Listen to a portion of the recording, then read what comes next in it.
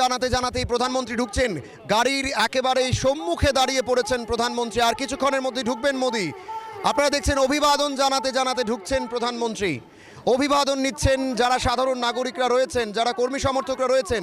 গাড়ি থেকে হাত বাড়িয়ে প্রধানমন্ত্রী হাত নাড়াচ্ছেন। গাড়ির বাইরেই দাঁড়িয়ে আছেন প্রধানমন্ত্রী, আপনারা দেখছেন।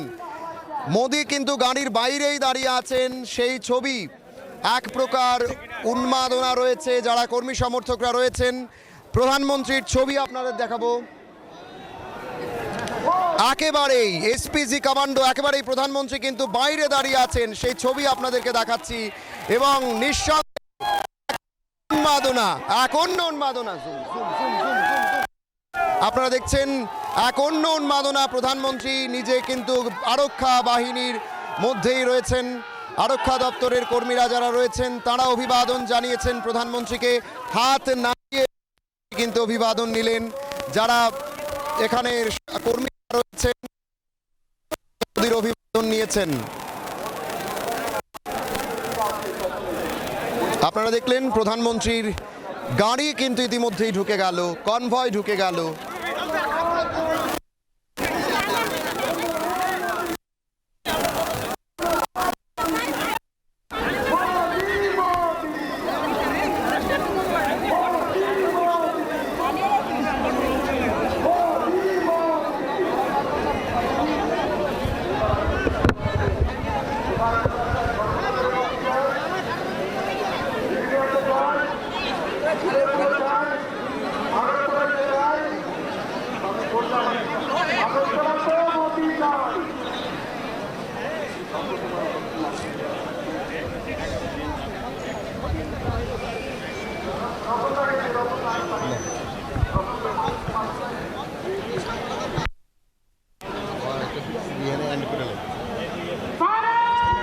আপনাদেরকে দেখাচ্ছিলাম প্রধানমন্ত্রী মোদি ঢোকার আগের ছবিটা। যারা কর্মী সমর্থকরা ছিলেন তাদের সঙ্গে কথা বললাম।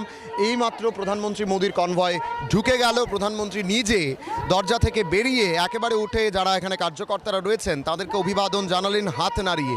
একেবারে আস্তাবল ময়দান অর্থাৎ বিবেকানন্দ ময়দানের সামনে থেকে সরাসরি সেই ছবিটা আমরা আপনাদের কাছে তুলে ধরার চেষ্টা করেছি।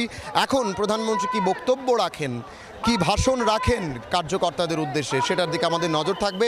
ক্যামেরায় কৌশিকের সঙ্গে আমি প্রসেনজিৎ, পাবলিক নাও।